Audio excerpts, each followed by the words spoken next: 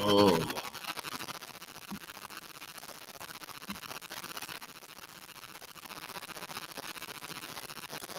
last one.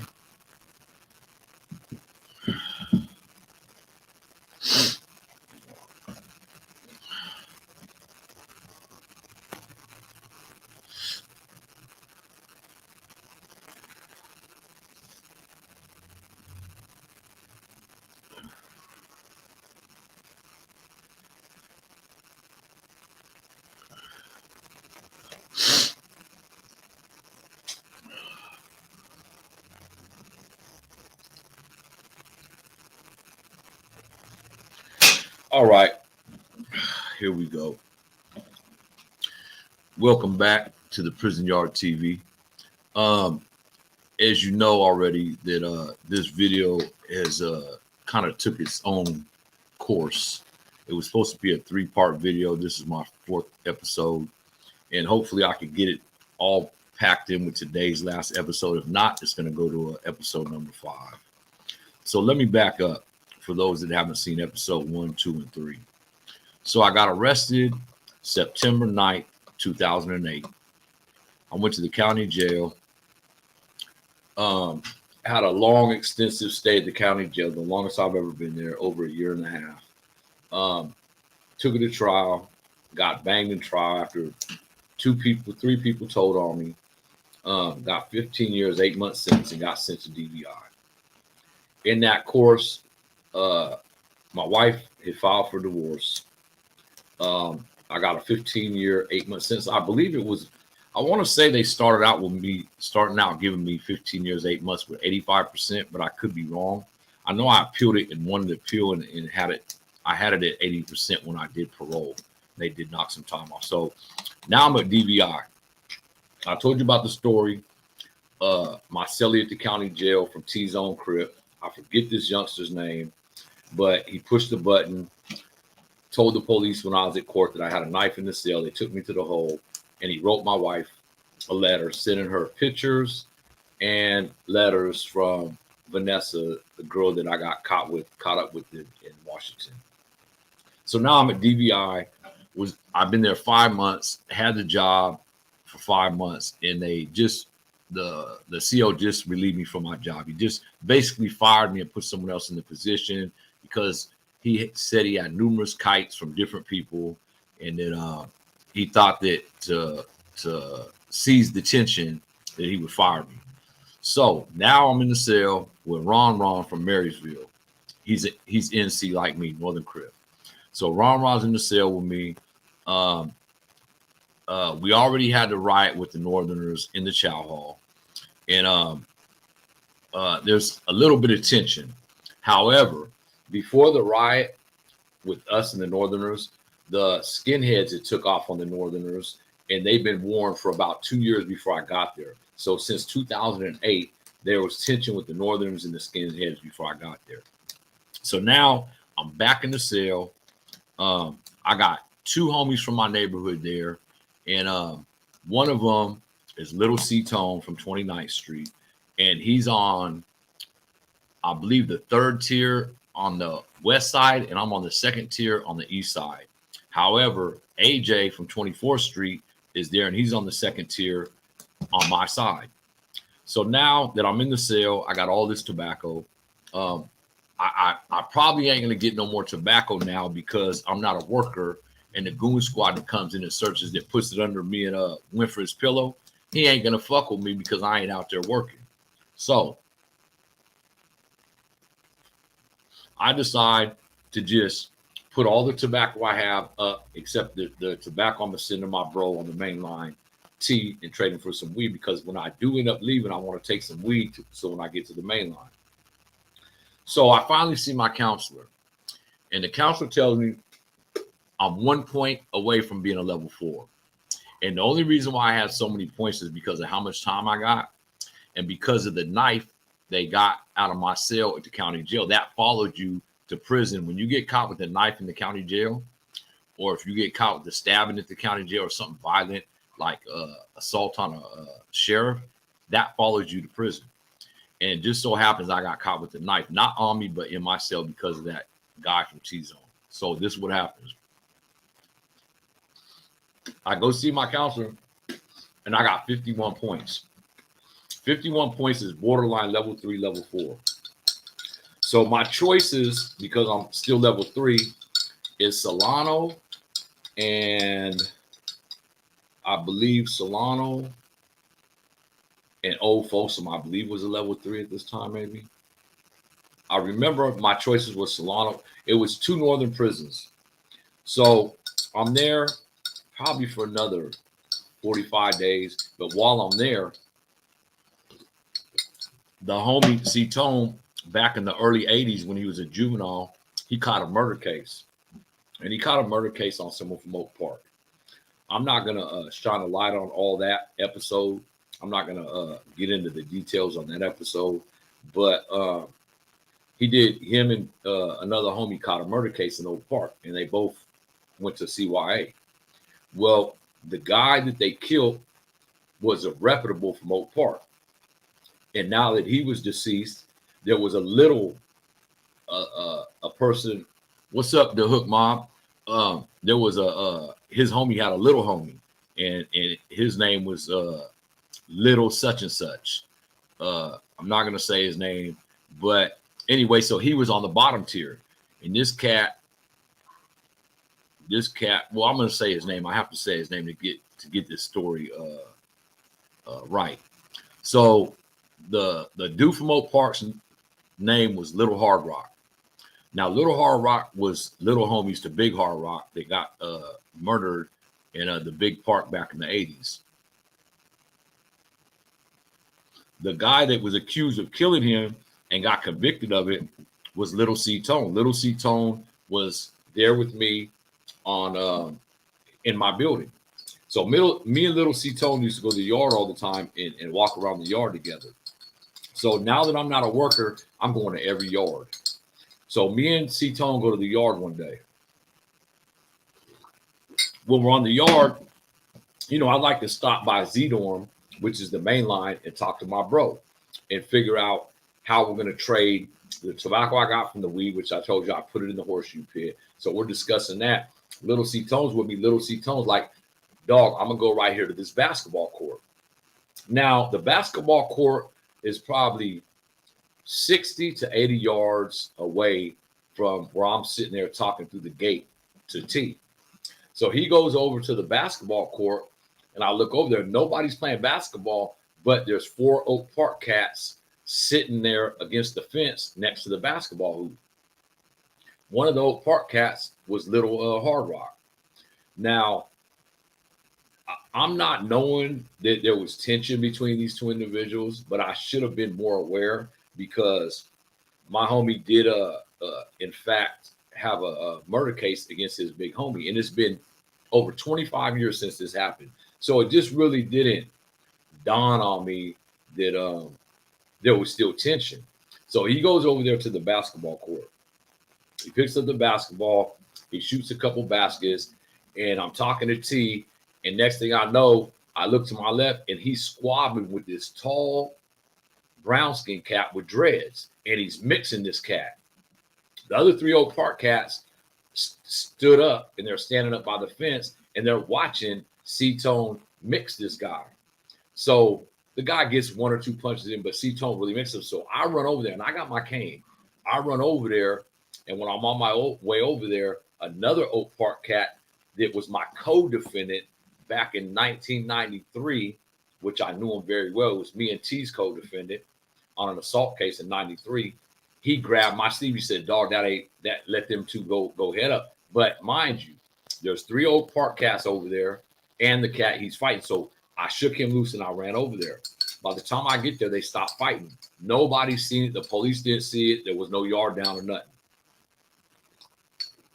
So me and C-Tone, we take a lap. Now, all the Crips on the yard is way across the yard on the bars doing dips and push-ups. So we walk over there and we tell them what happened. And they want to go. They want to take off. At this time, they let 2 buildings out at a time. And I believe we went out with D-Wing or C wing at that time. And so we was out there with another building. So it's 2 buildings out on the yard. And there's a lot of NC Crips out there from Stockton, from Modesto, from Sacramento. And it was we probably outnumbered the Bloods at this time, probably about 40 to 35. We probably only outnumbered them by 5 or 6. So when we go over there, they want to immediately go over there and take off on the Bloods. C-Tone said no, negative. He didn't want to do that. See, C-Tone was there for a parole violation. I think he had a 6-month parole violation or something like that. And my concern was this. The dude and the guy that took off on C-Tone, he wasn't even from Oak Park. He was trying to be put on Oak Park. He was from Yuba City Bloods, but he was trying to be Zilla. So that was his initiation to squab with C-Tone and try to get C-Tone off the line. But they did it wrong. They didn't come with no weapons yet. So what happens is all the NCs over there talking, and then yard recall. Now you got to understand something. When you're on the reception center at DVI and it's yard recall, you line up in front of the handball courts. Now each handball court, I think there's 7 or 8 handball courts, and it's a big old wall, and up above at the top it has your building number on it. So everyone lines up according to their building and their tier. So we was in East Hall 2nd tier, so it said EH2, and we was in that line. And we're probably in the middle of the line, and there's a lot of Northerners in our line. So while now you gotta think, this is probably September. It's still hot outside. Everyone got their shirts off. No one got jackets on. However, it was hot outside. So we're in line, and I'm talking to C-Tone. AJ's at the next line over here because he's not on our tier. I mean, no, I take that back. AJ was on the 2nd tier. He must have been at the back of the line because he wasn't in our little group that we was talking. And I'm talking to C-Tone, and his back is towards the back of the line. In the back of the line, next to us is East Hall 1st tier, and that's where Little Hard Rock was at. And he was talking to the cat that he sent to take off on C-Tone. Well, I'm looking at him, and he hands this. I don't even remember this tall cat's name. He was tall, though. He was at least 6'2". He was real skinny with dreads, and he was dusty looking. He had some holy shoes on. He looked bummy. So he handed this tall cat something. And the tall cat is walking real fast, making a beeline, and he has a jacket on. Now, anyone that has a jacket on in the summertime, they're either about to get blasted and they got something covering them up, magazines or books or something, or they're about to do something. A lot of Jama cats wear jackets in the summertime. So it's very rare you see in 100-degree weather someone have their jacket on. That's what was noticeable. So he come walking behind C-Tone real fast, making a beeline, and he got something in his hand, but his jacket sleeve is over his hand and you can't see it. So I grab C-Tone. I'm like, watch out, cuz. So he turns around and C-Tone gets in the fighting stance, and dude don't know what to do. So he did brandish the weapon. So I jumped on the side of C-Tone. By that time, 2 other NCs seen it, and they came over there, and dude got panicked. So he just turned around, backed up, and went back over to the Oak Park cats. Nothing happened. We end up going in. We go back in our building, and mind you, I don't have access to going running up and down the tiers anymore, so I'm in the cell. So me and C-Tone was talking on the way back. I tell him, I'm like, you got to remember, I got C-Tone a job in the kitchen. So he serves dinner. Dinner's still to be served. So he's going to be in the line serving dinner when everybody from the building comes by to get their chow hall. And I'm telling him, man, dude brandished a weapon. You have to get off on dude. That's a security breach leaving that dude here, right? And we didn't have no weapon on the yard at that time, which we should have, but we didn't have access to a weapon on the yard. So when we get back to the building, immediately Chino, the Northerner that I told you I grew up with, he comes to my door. And he was like, dog, what was that about? I said, I don't know. And he was like, well, we're here for your assistance. He was still kind of trying to get on my good side because he knew I was upset with him for not telling me exactly what was going to happen with the blacks. What's up, James? David Johnson, what's good, homie? So what happens is Chino slides me a banger up under the door. And it's metal and it's a flat. It's probably about 8 inches long with the handle. And he's like, here. So what I do is I write C-Tone a kite. C-Tone still haven't went to work yet. They're about to call him for work in the next 30, 45 minutes. So I put it in a manila envelope, write a kite, and I give it to Chino and tell him to take it on up there to the homie C-Tone. C-Tone, I guess, reads the kite, sees the banger, read what I told him to do. I told him, man, when dude comes to the line, you got to get off on him. You got to smash this dude because he was a security breach. And then I would deal with Hard Rock on my own. I would deal with him, you know, when we came out again, because we knew he was the one that sent this cat. And I forgot to tell you, Hard Rock was pretending to be deaf. He was sign languaging. He acted like he couldn't talk or hear because he was trying to get to Vacaville. And I'll tell you later on in the video why he was doing that. Come to find out, I'll tell you now. Come to find out, he has some a sexual charge, and he was convicted of it. So he was trying to get to Vacaville. He wasn't trying to go to no level 4 main line because his people would have got at him. And how his homies didn't know on the reception center side is beyond me. But I found out later, some of his homies told me after I told them at another prison what had happened. They told me he was there on some weirdo charges. And if I'd have known that, he'd have been gone. I'd have sent the Oak Park cast today to clean that up immediately. So he should have never even been there. So what happens is C-Tone reads this kite. When he reads this kite, like I said, he was on a parole violation. He wrote me a kite back, and he sent the banger back. Not with Chino, with someone else. And he sent the banger back, and basically the kite said, dog, I'm trying to go home. You got all these years to do. I'm not trying to stab nobody. I'll deal with him when he comes through. I'm going to get off on him. I'm going to have a fade with him and whatnot. But I don't want to do this because I guess C-Tone's child, one of his kids got took from CPS, and he was trying to get out to get his kid. And I understood all that. He already had told me all that. But my mind was on, you know, when you have an enemy and they pull a weapon out on you, it's automatic. It's a rule, an unspoken rule that you are to eliminate that problem. And that's what mind frame I was on. That's what mind frame all the NCs was on. And it just, C-Tone just didn't want that to happen because he was trying to get home and get his kids out of CPS, which is understandable. Now that I look back, I understood it. But back then, I was very highly upset that he was going to let this go, and I wasn't going to let it go. So he goes to work, everything, no alarms go off. They run the chow, so no alarms go off. Nothing happens. So we don't go to yard the next day.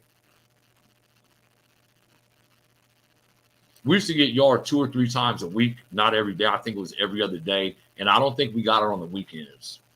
So 1 or 2 days goes by. And they call me out. At the time, my ex-wife's cousin was a free staff there. He worked in the laundry. He's not there no more. He retired. His name is David Bustos. He used to work the laundry. And he called me out the next day to be a helper. He knew I didn't have the job in the building no more. So I went out and helped laundry. And I hated laundry because you go to every building and it's work. So I went to laundry, and on the way back from my job, I came back in about 12:30 in the afternoon. What do you know? The guy that told on me at the Sacramento County Jail about having that knife, he was in the damn chow hall, and he just got there. He was in orientation in the chow hall. So I knew that he was either going to come to my building or he was going to West Hall. So I looked through the glass, and I had to make sure it was him, and I did. And I told Chino, which he was a Northerner, and I told another brother, he was a non-affiliate, and he was from Pittsburgh. I told them, man, I got to get on this dude's helmet. So Chino, of course, he wants to slide me the banger, and of course, I'm going to get the banger from him. I gave it back to him when C-Tone slid it back. So the dude from T-Zone seen me through the window. Do you know that was the last time I ever seen this dude in my life? He must have told the cops he can't be in that building or West Hall, because I've never seen him again out of that after this day. However, I found out he went to F Hall with the Southsiders. And I think Mad Face from 29th Street, I think his name was Mad Face, half-breed Mexican and black, and Freeway Vicious was over there with him. And of course, I sent Mad Face over there to get off on this cat, and he got off on him. He didn't stab him, he beat him up or whatnot. But look, so this is what happened with C. Tony. Finally, when they run yard again, we go out to yard, and now all the NCs are walking, and we're keeping in a group segment where we stay together, and we're walking the yard, and we're looking for Hard Rock. Hard Rock ain't outside, so I'm like, damn. And I go over to the Northerners and I ask Chino, I'm like, where's that dude Hard Rock up? Where's Hard Rock at? And he tells me Hard Rock left this morning. And I'm like, what? He said, Hard Rock transpacked last night. He left this morning. So Hard Rock got away. However, the dude from Yuba City, the blood dude, was still there, but he didn't come outside because his big homie, which was Hard Rock, wasn't there. So he didn't want to come outside by himself. He was running around with the chicken with his head cut off. He didn't know what to do because he knew he had an issue coming. So when we get back to the building, a new cat was there. He was there probably for a week, and he was from Stockton, and his name was Wicked. Big Wicked from Stockton Townhomes. What's happening, Wicked? Tap in if you see this video, man. So Wicked came, and Wicked had a personal beef with Sacramento Damus. So I ran down to Wicked, and Wicked came with some drugs. So I was helping him. I was giving him to Chino to sell. So to make a long story short, Wicked took off on the dude from Yuba City in the shower and mixed this dude. So he beat the shit out of this dude, got the dude out the building. They both went to the hole. They ended up in the hole. They let Wicked back in about 10 days. He came back to the same building, different cell. And, me and Wicked got close after that. Then this is how crazy this story is. So that is 1, 2, 3 incidences while I'm at Tracy on the reception center side before I even get to a main line. And this next incident happened right before I left. And what happened was they brought this Norte. I mean, no, not Norte. They brought this Northern Crip. And this dude was from, I want to say Fresno. I want to say he was from Fresno. And usually on the main lines, you might get 1 or 2 Fresno cats claiming NC, but the majority of them, Fresno got their own car. The Crips, they got their own car and they run all Fresno, right? But this cat, he ran NC. And he was kind of it wasn't his first term, I don't think. I think he was a young cat, but I think it was like his second term. And he was a hothead. He was basically a crash dummy. That's what we call crash dummies, when people just crash out for no reason. And he was basically a crash dummy. And I used to talk to him. I talked to him a couple times before this incident happened. So me and Winfred from Oak Park, when we as workers, we became real close. So me and him, when we went to yard together, we used to talk, and we was talking about the incident with Hard Rock. And he was telling me, he's older. Winfred is 1 or 2 years older than me. And Hard Rock at the time was probably 9, 10 years younger than me. So probably right now, Hard Rock's probably in his 40s. So he was telling me, Hard Rock, he got some cleaning up to do wherever he goes. But he didn't really tell me what Hard Rock was there for. Someone else from Oak Park later on told me what Hard Rock was there for. It was a messy case. So anyway, me and Winfred is walking the yard. It's just me and him. And this Northern Crip, the hothead, the crash dummy that was from Fresno, me and Winfred standing in line as yard recall, and this cat looks over at us and he asks Winfred, what the fuck's he looking at? Now you got to understand something. In prison, when someone asks you what the fuck you're looking at, they either got a beef with you, they're trying to squab with you, or they've had a bad day and they're taking it out on you because they really believe you're staring at them. Winfred wasn't staring at this cat. So Winfred was like, who, me? And I started laughing because I knew he wasn't talking to me, because I talked to this cat every day and he knew I was NC. And dude shook his head, yeah. So Winfred was like, what's happening? So dude started walking over there. So I intercepted him halfway. I'm like, what's up, cuz? He's like, yeah, that cat right there, man. I be calling him to the door and shit, and that nigga won't come to the door and whoop, whoop, whoop. So he was feeling some type of way about Winfred before we even went to the yard. Winfred, I'm gonna tell you guys something. Winfred is about 5'7". He weighs probably 220, and he's solid. He ain't fat. He's just a short, stocky, solid individual. And I've never seen Winfred fight until right now, until when I was at Tracy. But I heard about him. And he didn't look much of a fighter. He had a big ass head, and he wasn't buff, but he was just short and stocky. So that incident, I intercepted him coming towards Winfred and I asked him what's happening. He told me that he wouldn't come to his door and whatnot, and he was feeling some type of way. So I told him, man, let that little shit go, man. I know this dude. And he just kind of had an attitude, but he listened to me, right? So a couple days goes by, and the cat that they put in my place to work, he had got in trouble for something. I forgot what it was. So the police opened my door at 6:30 in the morning and asked me, do I want to work temporarily for that day until they find another worker? So I say, yeah. So I come out the cell, and it's Thursday. Thursdays, we used to get all the disinfectants and the soaps and all the cleaning material, and we would go to every cell on every tier and offer everyone in the cell cleaning material so they could clean their cell up, right? So me and Winfred's over there putting disinfectant in these spray bottles, right? And they're releasing chow. Man, I should have asked Winfred to get on here with me. He don't have a phone, but I did talk to him. He's in San Quentin right now. I talked to him a couple weeks ago because the homie that's there with him got a phone. They're on the same tier. But anyway, this is crazy right here. So I'm out there, me and Winfred and the Northerners are out there getting the disinfectant ready to, after they come back from chow, we're going to go to every cell, right? And this youngster walks out the chow hall. And, you know, when you walk out the chow hall for breakfast, the COs hand you a lunch because you only go to chow twice a day, breakfast and dinner. And they hand you a lunch coming out for breakfast, so you have a lunch during the day, right? So this youngster comes out the chow hall, and Winfred is on one knee, and I'm standing up above him with the mop bucket, and I'm getting scoops of disinfectant, putting it in Winfred's squirt bottles, right? And this youngster's about 10 feet away. He stops, and he's right in front of a cop. And he cuzzes Winfred. He's like, hey, cuz, you got a problem with me?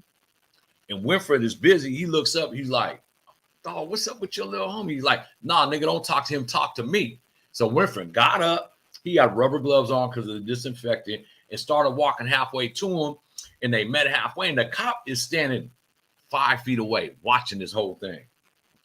And the youngster is like, what's happening, cuz? And Winfred's like, are you serious right now? And before the youngster could say yeah and drop his lunch, Winfred pulled back and knocked. He hit this dude so hard with a right, boom, and then followed up with a left. Dude was out asleep before he even hit the ground, and he hit his head hella hard on the back. Bam! And I'm like, damn, now I'm out there, and I'm with a blood from Oak Park, and an NC dude just got knocked out by blood. So his cellie was also NC. So Ron, which was my cellie at the time, he came out the shower. He's like, oh, what's up? I'm like, Winfred knocked him out. He's like, that's what that youngster gets, man. He couldn't keep his mouth shut. And like I said, he was a crash dummy, right? And crash dummies got to learn their lesson. But I didn't want it to go that far where one of the homies did bad like that. But it was his second term, I believe, and dude he had it coming for reals. And so now I gotta explain this shit to all the homies in every building that we talked to West Hall, and we talked to H Wing next to us on our left. And I could yell out the windows to H Hall, but we really don't supposed to do that. So I was shooting kites to everyone. Everyone's asking me what had happened, and I told them what had happened. So some of the homies felt some type of way, like we should get off on the Bloods. But like I told you at the beginning of my videos, in East Hall in 2010, the majority in my hall was Bloods. We was outnumbered extreme. The numbers of Oak Park in Bloods in general, with the Heights, with Metaview, was like at least 3-1. There was hardly no homies. It might have been a handful, maybe 2 handfuls of homies in East Hall by the time I left, maybe 10 at the most, but Bloods was the deepest. Now on West Hall, which was next to us, it was the total opposite. NC's Crips over in West Hall was 3-1 compared to the Bloods over there. So it was a mismatch on each hall. And, you know, to me, it was like, I always thought this way. If you are a man and you could dish it out, you should be able to take it. You shouldn't have to get, and this don't happen on the majority of prison lines, but some prison lines, you could get a fade with the enemy. Like, but on the majority, if one goes, they all go. On the reception center side, it's a little bit different. And this cat right here, he did not know when he was itching to fight Winfred, man. And Winfred just knocked this cat out, man. Bitch. Did you guys hear that? I hope you guys didn't. I'm getting a phone call and it says the person's name calling me. That's funny. Anyways, yeah, so that incident happens. Of course, I worked the whole day. I talked to Chino. So this is the last incident that happens at Tracy. So a bus comes in, and it's the day after I was a temporary worker. And the bus comes in, and it comes from San Joaquin County, I believe. Well, wherever Merced's at, that's where this bus came in from. So this bus comes in, and it's majority Norteños that come in the building from this bus, right? So this bus comes in, and at the time, the cell next to me was empty. Both of my next door neighbors got transpacked to another prison. So they move a northerner in the cell next to me. And let's call him Gangster. He was probably in his 30s, and he moved in the cell next to me. And for you that's been to prison before, Northerners have different policies than anybody else. And what I mean by that is you have to take care of your household financially, and you got to keep it secure by all means, right? So anybody going to the store, this is for Norteños only. I don't know too much about Southsiders, but Northerners, when you go to the store, you got to break off the household. So much of your store. If you get any drugs in, you got to break them off some of your drugs, and it goes to the house. That way they can keep a kitty. So when people come in that are less fortunate and don't have nothing, they have a kitty where they can take care of their people. No one's without if you're a Norteño. They don't let none of their homies go without.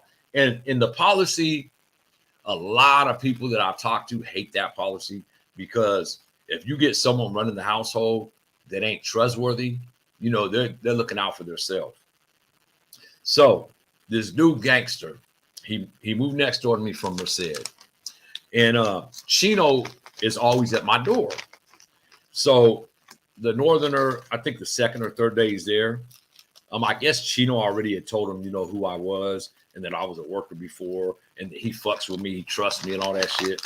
So this Northerner came in with an ounce of crystal. And he knew he wasn't a first termer, he was like a third termer. He'd been around a while, and he knew that if he revealed to any other Northerner that he had this dope, they had to clear it, which means he had to relinquish the whole ounce, and then they had to measure it or do whatever they did, and they would take however much they supposed to take out and then give it back to them. And sometimes that took a week. Don't ask me why, but that was their policy. And Chino put me up on that. So this dude knew that. So one day it's nighttime and he calls me to the window. Now, all the windows in DVI reception are busted out. So you could talk through the window to your next door neighbor, your up above neighbor, and your down below neighbor if you're on the second tier. And Gangster was right next to me, and he didn't have a cellie. He was only in the cell by himself. Well, I'm gonna tell you what happened because he wasn't there that long. So Gangster came to the window and he was whispering, and he was like, "Dog, I have something over here, man, and I need your help." I'm like, "What?" And mind you, I didn't even know this cat really, but I guess Chino had spoke up on my name and told him, that I was there and I had hella tobacco and I had weed. Because at this time, I think I had a little over 2 zips of weed because I was trading my bro on the main line for tobacco for weed. So I was stacking up on weed. I had probably, if it wasn't 2 ounces, I had close to 2 ounces of weed. So Gangster tells me through the window he needs some help. And I'm like, what do you have? And he tells me. So, and I'm like, okay, what do you want me to do? He's like, I want to give it all to you. He said, and whatever you make off it, just shoot me half back. And he's like, how much is grams going for? Now, you got to remember something. We're on the reception center side. This ain't a main line where we got phones, where we got fast contact with the streets. So everything runs slow over there. So in order to sell grams of crystal on the reception center side, you got to be stupid, because you'll give someone a gram on credit. They got to write home, tell their people to send such and such money. It's just a big old long wait. And I explained that to him. He's like, man, I need canteen and I need books and stamps. I guess he had a 2 or 3 year sentence, some shit like that. It wasn't that long, but he did have an ounce of crystal. Of course, me being having a little bit of animosity toward the Northerners because we had a riot with them a couple months before this. Of course, I get the zip of crystal. So I get the zip of crystal, and I think probably within 4 or 5 days, he gets a cellie. And when he gets a cellie, he writes me a kite. And he said, dog, don't talk to me about that shit I gave you, because my cellie can't know about it, because, they're going to DP me if they find out that I brought that shit and gave it to you. And I knew that already. So one day, it was nighttime, and the cat up above us, he was a Damu from Bakersfield. No, not Bakersfield. He was from Fresno. He was a Damu, I think, from a hood called the U or something like that. The U from Fresno. And he used to rap. And this fool was rapping out the window late at night. And people, people on the reception side, they stay up late and they yell back and forth. And that shit gets irritating, right? Well, the Northerners got a shoe or something that started hitting their ceiling. And they told, dude, man, can they keep it low? Because Northerners, see, every night, different segments, they do a shutdown. And what the shutdown is shutting down program, and they yell out the window, buenas noches, and then they shut it down. And that means there shouldn't be no more talking or yelling with amongst that segment. And, the Northerners are real respectable. So they did their shutdown, and these dudes up there are rapping and shit. So they didn't like that. So they hit the ceiling, and the black up above had words with the dude. And really, Gangster really didn't say too much after that, but it kind of like got on my nerves, and it opened up the door for me to do what I was going to do next. So the next day, and I shot Gangster probably over $300 worth of hygiene and food selling the crank, but I had so much of that shit, and I was giving it out to people to sell for me because I wasn't working.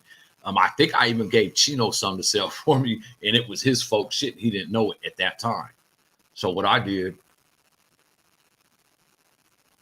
when that shit happened that night, Chino came to my door the next day, and I told him, I was like, hey, bro, I said, how good do you know my neighbor next door? And he was like, I met him here and shit. And so I exposed. I told Chino, I was like, man, I got this shit from him. And I showed him about an 8-ball, right? And Chino was like, man, we already knew he brought something in because we got word that he was coming here and he had something. And he said he didn't bring it. He's on our radar. He's under investigation, right? Like, is that right? So I don't know what had happened after that. But, Chino was my dude from the street. But all I know is one night after count, my neighbor, when they came by to do the late night count, when everything shut down, he whispered something to the cop. and him and his celly rolled up. They straight rolled up and got up out of there, man. They felt it. And I don't know what he told his celly for his celly to roll up, but you gotta think back in 2010, a lot of Northerners were rolling up, going to the other side. And it's because their rules are so strict. A lot of people, they don't even hit a main line. They come in first term and they get up under that leadership, and they can't handle it because, man, they run a tight program, and you are to do exactly what they tell you to do. And a lot of people don't like that. They're not used to that. So a lot of Northerners roll up and they go PC, man. And it's sad to say, but I would say the Northerners probably are the shallowest segment in a lot of prisons, and they lose people every day because of that. When I was at Solano in 2011, I seen 8 Northerners roll up at one time. And the one dude that I knew from Valley High that was kind of leading them guys, he rolled up and he took 7 other Northerners with him, man. And it was crazy because I was in the hole and they all came back, and I thought it was a riot or something. And he wrote me a kite telling me that, you know, he's all bad now. He rolled it up. And I knew this dude. He was messing with my play sister, Charmaine. They're married right now, as a matter of fact. He got out. But anyway, that's what happened. This cat gangster, he didn't get wind.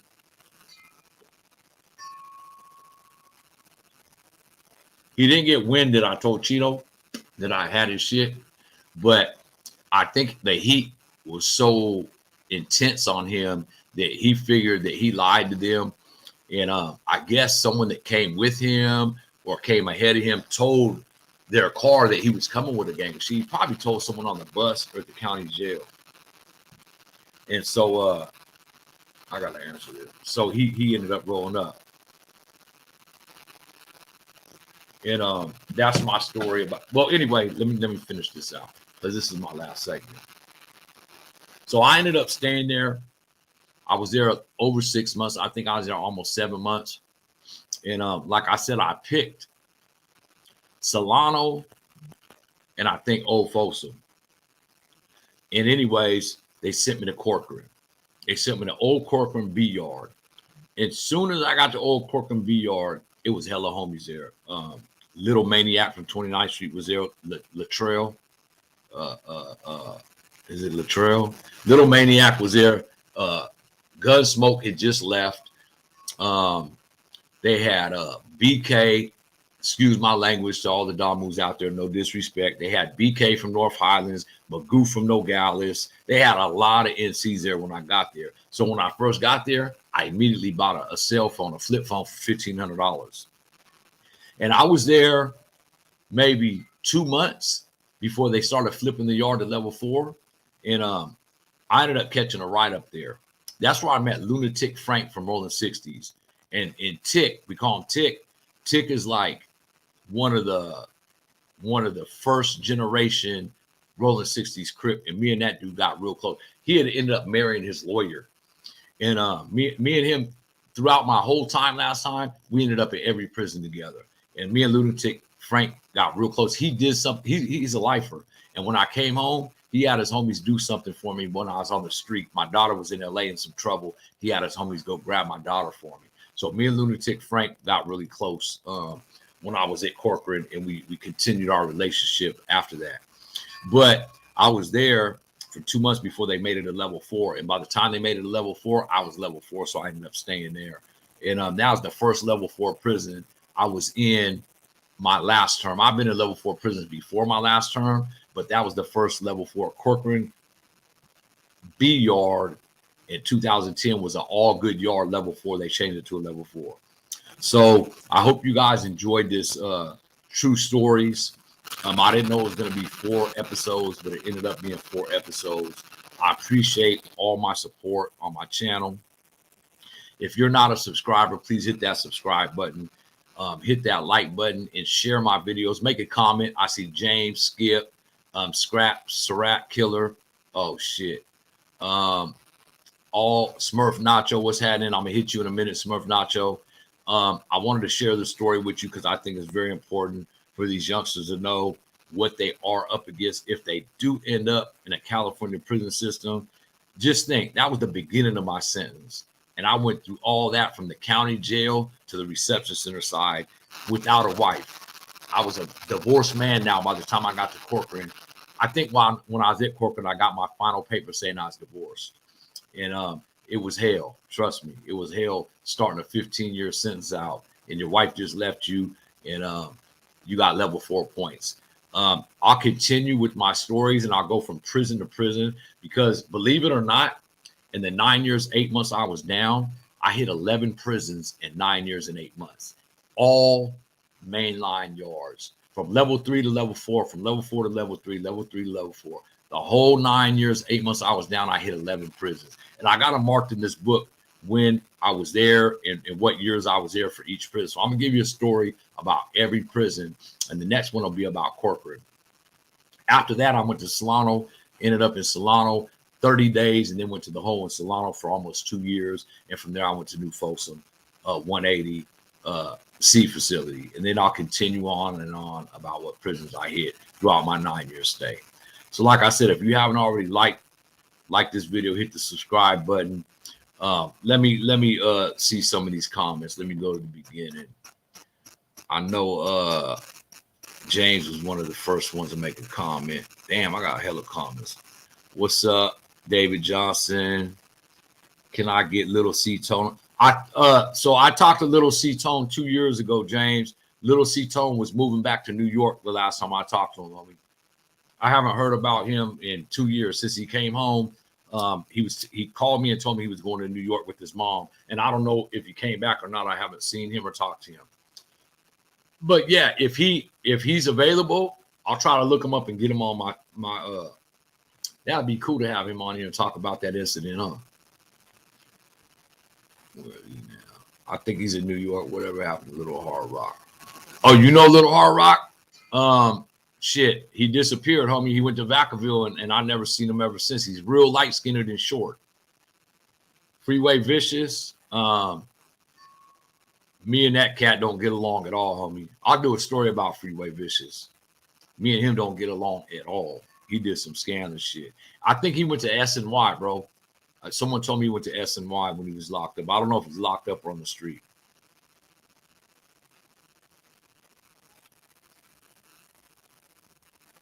No, James, I haven't talked to Big G, man.